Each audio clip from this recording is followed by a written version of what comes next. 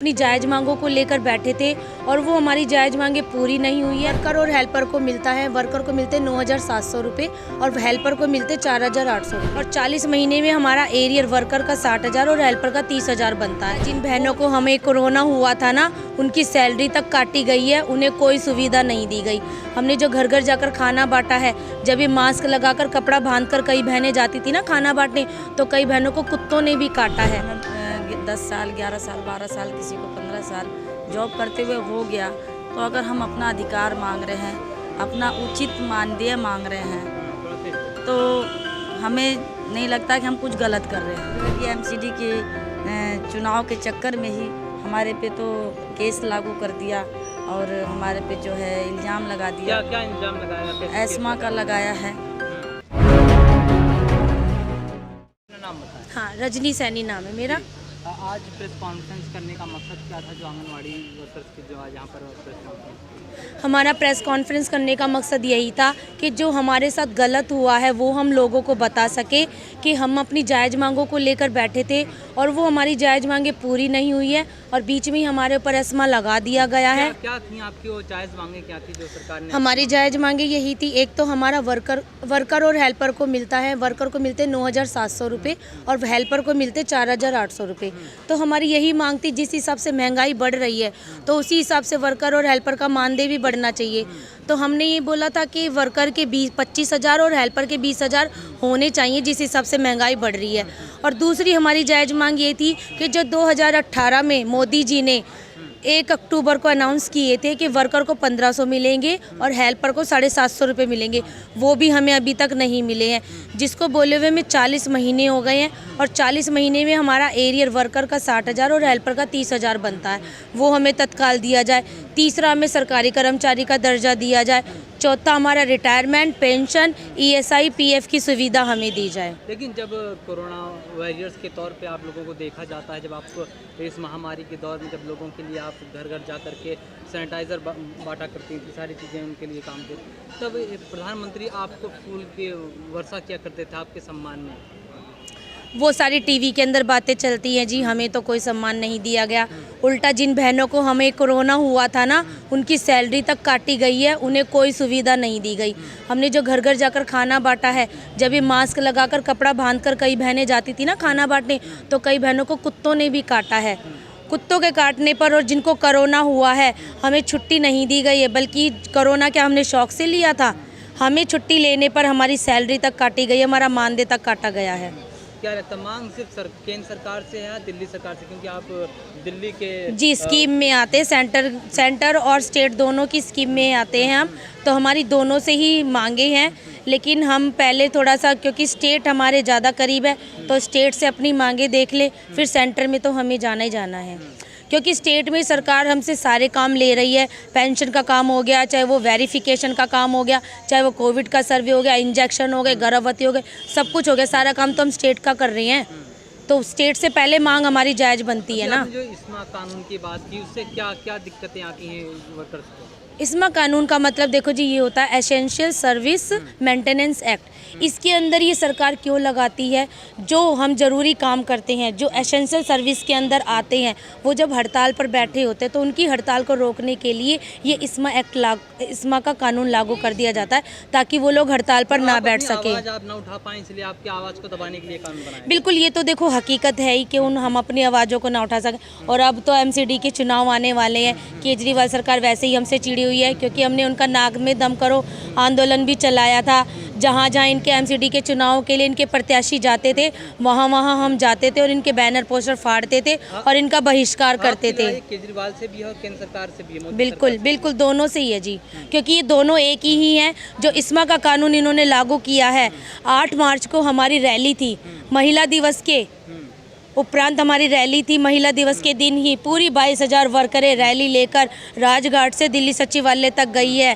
ये बात हम 2-3 दिन पहले बोल चुके थे, लेकिन ना तो LG ने हमारी बात सुनी, ना केजरीवाल ने, ना राजेंद्र पाल गौतम ने और ना भाजपा सरकार ने।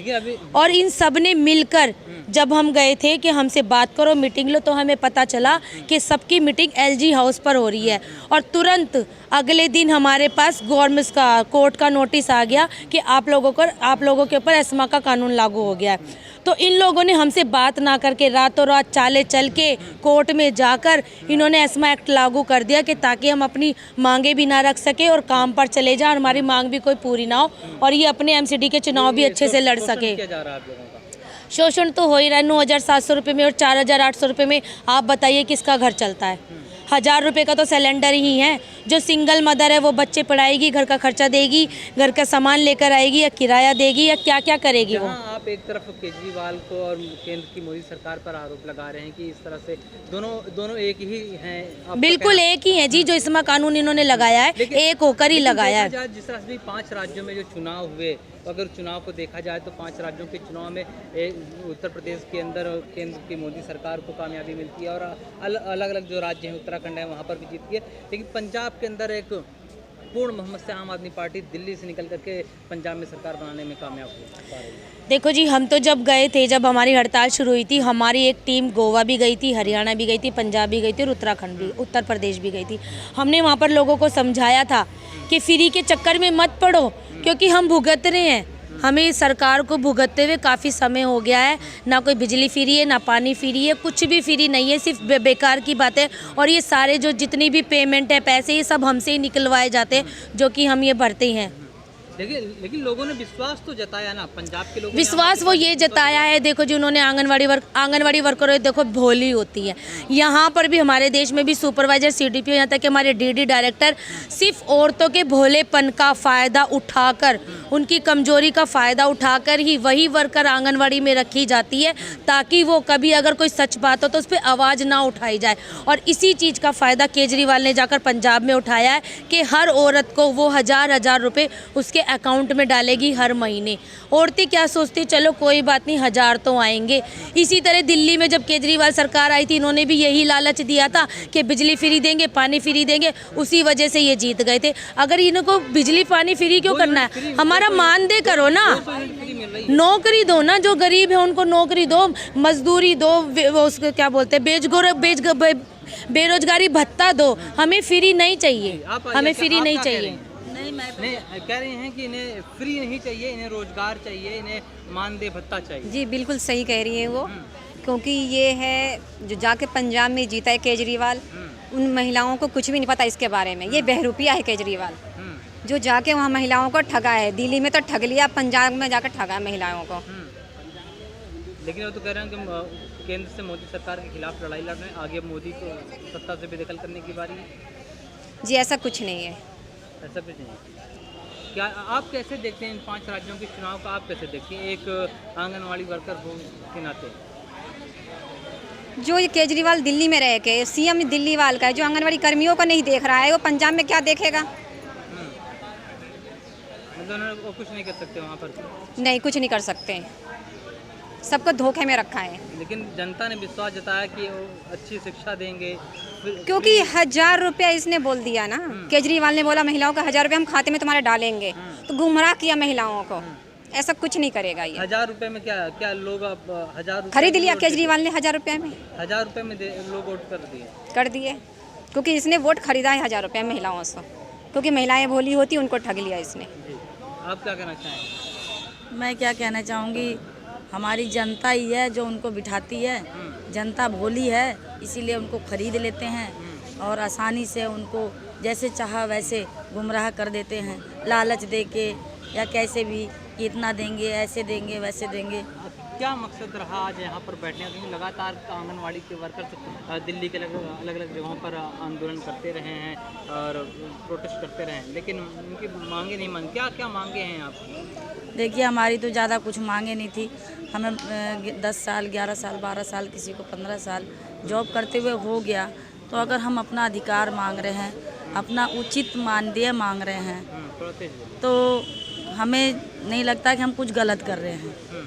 जायज़ अगर हम अपनी जो है कि इनकम मांग रहे हैं और एक सरकारी, आप लोगों के सम्मान में मोदी जी पुष्प वर्षा करते हैं, ऐसा कुछ नहीं है, वो खाली एक दिखावा है। अगर ऐसा करते तो सामने आके, जो आज 40 दिन से हम हड़ताल पे बैठे थे, क्यों नहीं फूलों वर्षा की? क्यों हमें 40 दिन तक ले रोड पे बिठाए रखा? हमारे से क्यों नहीं वार्ता, हमारी यूनियन से क्यों नहीं वार्तालाप की? बताइए। अगर जो है महिलाओं का सम्मान करते हैं केजरीवाल जी और मोदी जी, तो हमारी महिलाएं जो आंगनवाड़ी की हेल्पर या वर्कर हैं वो 40 दिन से जो है कि बात करने के लिए बैठी हैं, तो क्यों नहीं बात की? अब दिल्ली के अंदर भी एमसीडी के चुनाव होने वाले हैं और बड़े बड़े पोस्टर से पूरे दिल्ली पटी हुई है कि एमसीडी में भी केजरीवाल।